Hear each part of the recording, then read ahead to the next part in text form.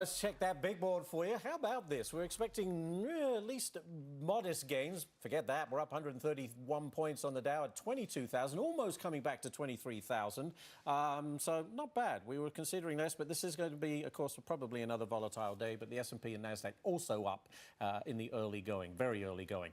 AAA says millions of Americans will be traveling for Christmas. No big surprise there. Many of them will be flying. Oh, good luck to you. But bad weather in parts of the country could be delaying flights, especially here in the Northeast, all up and down the East Coast. Hillary Vaughn, though, joins us live from LAX. So, Hillary, the question being, any spillover from the bad weather on the East Coast where you are? So far, none, Ashley. Everything is seeming to run on schedule, but you are seeing a little bit of traffic back up behind me. That's because today is going to be the busiest day to fly in the whole entire Christmas travel season. Airlines for America says 3 million people are headed to the airport today, so get prepared to wait in line. Now, last night at LAX was particularly bad. This gridlock that you see lined up behind me, it took people an hour to get from Terminal 1 to Terminal 7. That was after they arrived at the airport. That's how bad it is here in terms of traffic. Now, inside the lines, security lines last night, very long. Today, they're starting to stack up, but nothing too crazy. We did hear from the TSA choir, though, yesterday. They were singing Christmas carols to people in line, trying to calm them down. Ashley?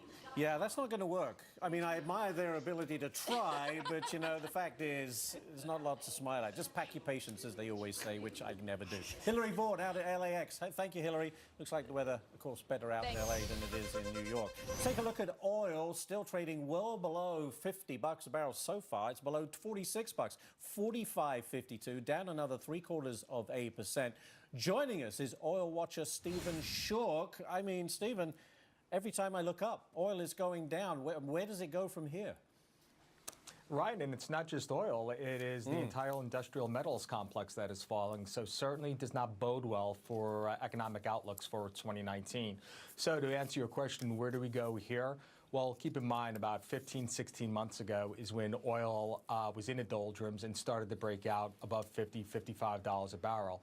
So what did we see back then? Well, we saw a significant amount of hedging being taken place by producers. So if producers are willing to sell forward production at $50, $55 a barrel, what does that tell you about their marginal cost of production? Right. Significantly below $50 a barrel. That said, this past summer, the oil producers left a lot of money on the table when oil did rally to $75 a barrel. But once those hedges, the $55 hedges rolled off, they certainly had ample opportunity to re-hedge at much higher prices. So as we look ahead, we can still expect to see robust production coming out of especially U.S. producers. But certainly now with oil in that mid-$40 range, we are now testing the bottom of the market right now from an economic standpoint. Sorry to interrupt, but OPEC says it's going to cut by another 1.2 million barrels per day next month. But the question is, we're still swimming in this stuff. You know, the global economy is slowing down. Does that do a whole lot to raise prices?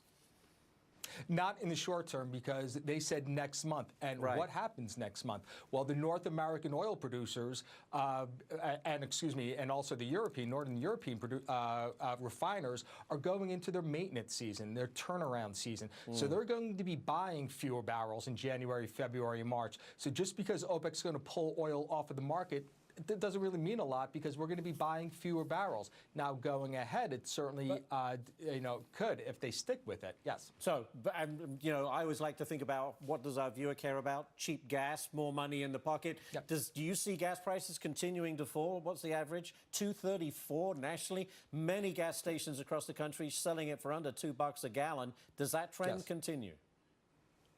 That will continue because of about a 4-week lag between retail gasoline and what we've seen in the crude oil market. So given the weakness in the crude oil market, you're looking at probably on a national average another 5 cents coming out of retail gasoline, and that will last into the first quarter. But then, of course, we begin to transition over to summer-grade gasoline, so you will get a boost at that point. But bottom line is, yes, you're still going to be looking at very cheap gasoline.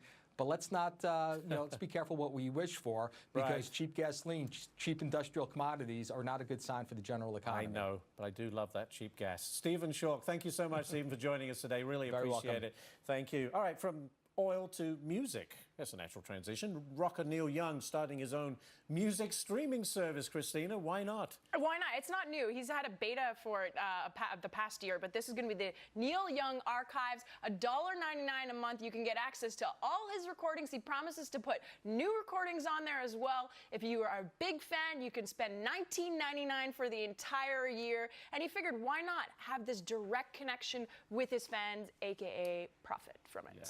A fellow Canadian, I should point out, and he's brilliant. Do you like Neil Young? I know. Is he